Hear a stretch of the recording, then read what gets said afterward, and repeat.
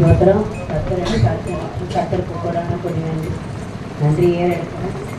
அது மட்டும் தான் நேற்று ப்ரேயர் கூட நல்லா கலந்து, ஆனால் பாதி நேரம் தான் என்னால் கடந்து முடிச்சு. ஏன்னா அப்போ அவர் அந்த ஓனர் இருக்கும்போது நான் முழு நேரமும் இருப்பேன். ஆனால் இப்போ என்னன்னா நான் அவருக்கு சம்பளம் கொடுக்கணுன்றமே அந்த எண்ணத்தினால தான் நான் போயிட்டேன் நேற்று கூட.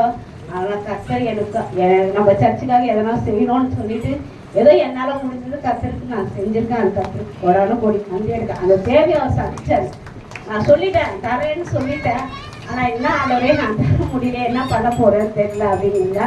ஆனால் கர்த்தர் என் தேவையை சந்திச்சிருக்காரு. அது மட்டும் கர்த்தர் இது வரையும் நித்தமாக நடத்தியிருக்காரு. என்ன ஓனராக இருக்கிறாரு. புது வண்டி வாங்க கற்றுக்கிறது செஞ்சுருக்காரு.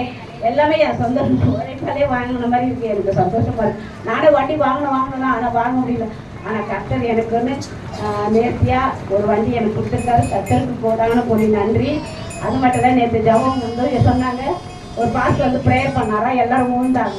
அதெல்லாம் நம்ம பாஸ்டரை விட வேற எந்த பாஸ்டர் ஒன்றும் பண்ண முடியாது. ஏன்னா நம்மளால 24 ஹவர்ஸும் அவர் நம்மளுக்கு ப்ரேயர் பண்ணுறாரு.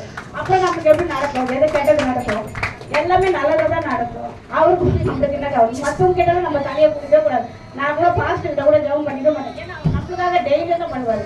அதுக்காக நம்ம போய் எல்லாருக்கிட்டே தலையை நான் கொடுக்கவே மாட்டேன். யாருக்கு எந்த பாஸ்டர்கிட்ட ப்ரேயர் பண்ண மாட்டேன். இதெல்லாம் எனக்கு ரொம்ப பிடிக்கவே இல்லை. அது பண்ணதெல்லாம் எல்லாம் சொல்லிட்டு இருந்தாங்க. அவர் ஒரு மாதிரி பண்ணிட்டாரு அப்படின்ட்டு. இதெல்லாம் தப்பு. அதெல்லாம் பண்ணுதே கத்தருக்கு எல்லாரும் முடிஞ்ச ஒரு சிறு காணிதை ஏன் பாஸ்டருக்காக